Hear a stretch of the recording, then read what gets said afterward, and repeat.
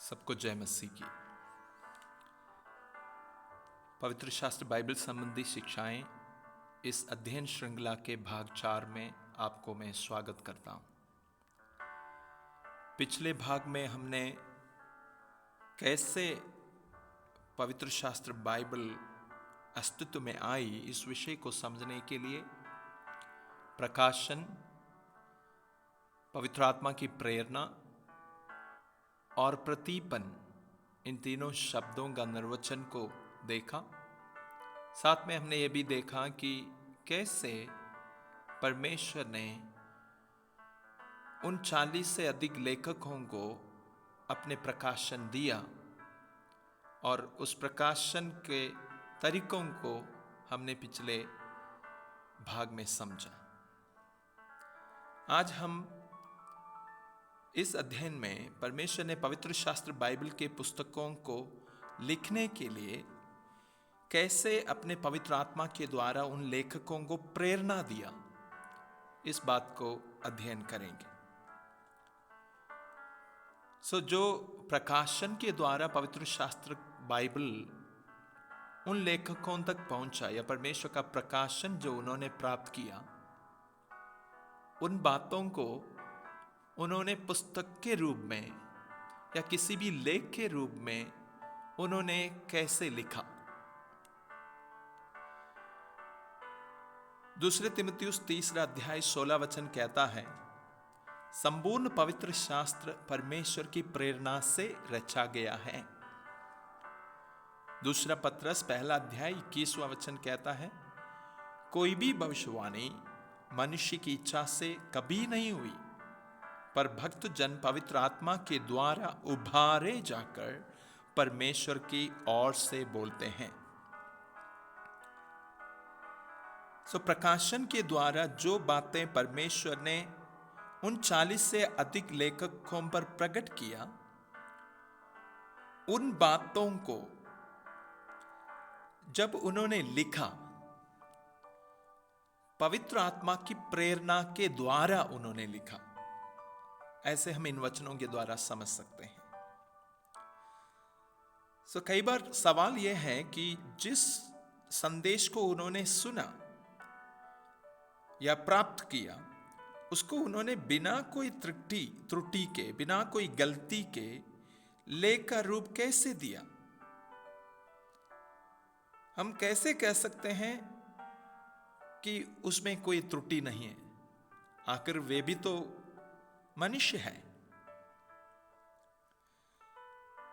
यहां पर हमें परमेश्वर के पवित्र आत्मा की प्रेरणा के महत्व को बाइबल सिखाती है।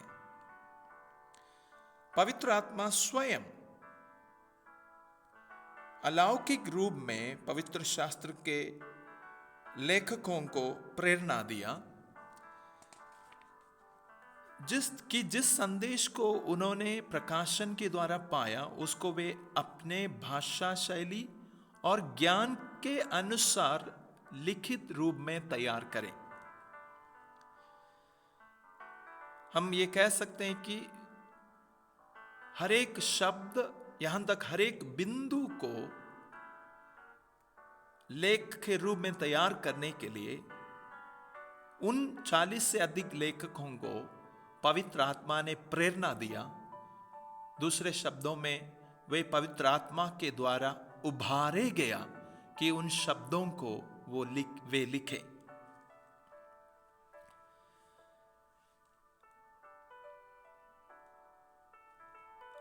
वे पवित्र आत्मा के प्रेरणा के द्वारा लिखा, परंतु उनकी भाषा शैली और उनके ज्ञान के अनुसार लिखने के लिए पवित्र आत्मा ने उनको आजादी दिया।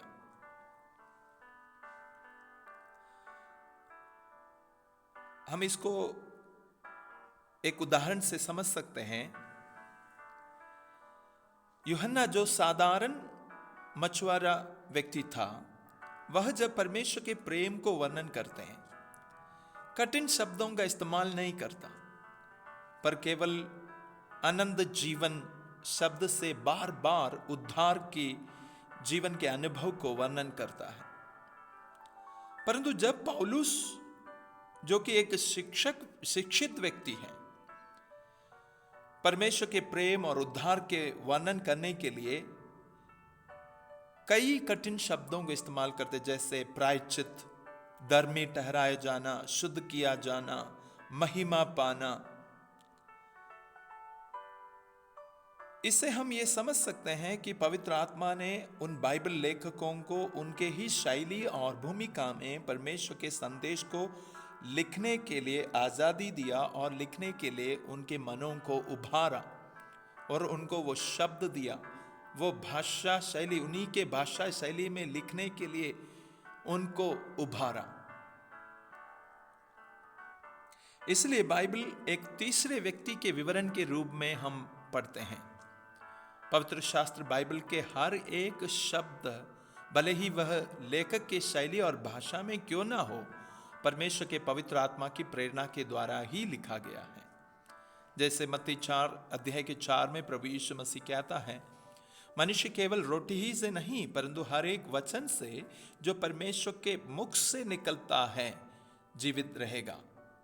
सो यहाँ पर प्रभु यीशु मसीह कहता है हर एक वचन, पवित्र शास्त्र के हर एक वचन परमेश्वर के मुख से निकला हुआ वचन है, जो उन्होंने प्रकाशन के द्वारा पाया और उन्हीं वचनों को, उन्हीं शब्दों को उनके ही भाषा में, उनकी शैली में पवित्र आत्मा के द्वारा उभारे जाकर, पवित्र आत्मा के द्वारा प्रेरित होकर उन लेखकों ने लिखा।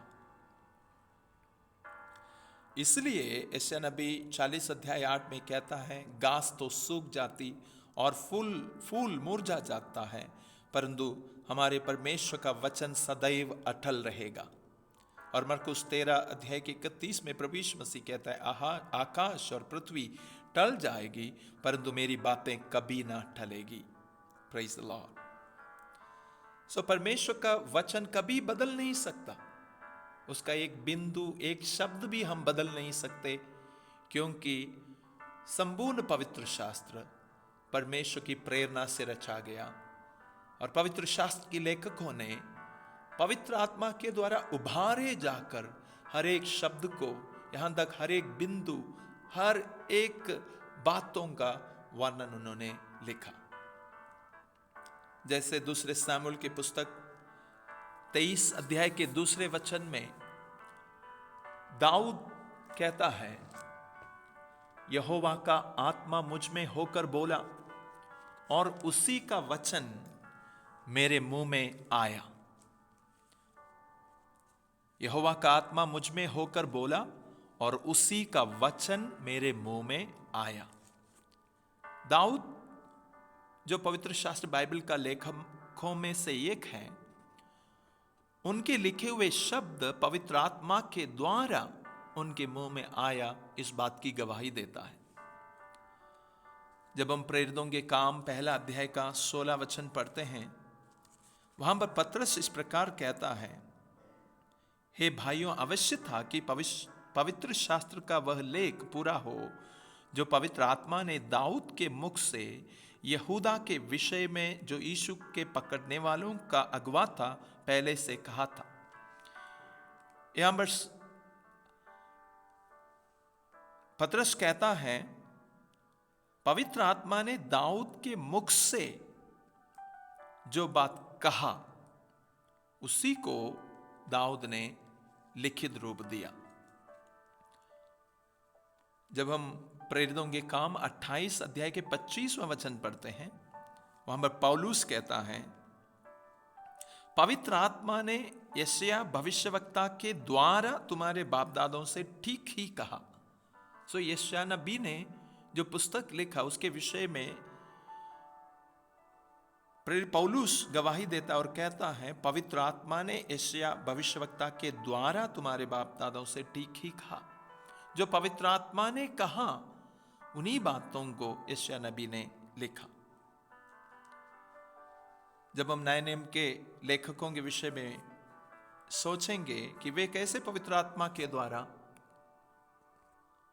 उभारेंगे, इस बात को समझने के लिए यूहन्ना रचित सुसमाचार 14 अध्याय उसके 26 वचन जब हम पढ़ेंगे, हम समझ पाएंगे। प्रभु यीशु मसीह ने अपने चेलों से कहा, परंतु सहायक अर्थात पवित्र आत्मा जिसे पिता मेरे नाम से भेजेगा, वह तुम्हें सब बातें सिखाएगा और जो कुछ मैंने तुमसे कहा है वह सब तुम्हें स्मरण कराएगा। अर्थात पवित्र आत्मा परमेश्वर की बातों को सिखाते हैं और परमेश्वर ने क्या कहा या अपने प्रकाशन के द्वारा क्या बातें उन तक पहुंचाया, उन बातों को लिखने के लिए उनको स्मरणा दिया है। इस रीति से परमेश्वर के पवित्र आत्मा की प्रेरणा से ही पवित्र शास्त्र बाइबल के सभी लेखकों ने इस पुस्तक को तैयार किया। हाँ मेरे प्रियो, इस अध्ययन के द्वारा मैं विश्वास करता हूं कि आप इस बात को समझ पाए होंगे कि कैसे प्रकाशन के द्वारा पाई हुई बातों को पवित्र शास्त्र बाइबल के लेखकों ने लिखित रूप में तैयार किया। प्रभु इस अध्ययन के द्वारा आप सबको आशीर्वाद दें। Thank you. God bless you.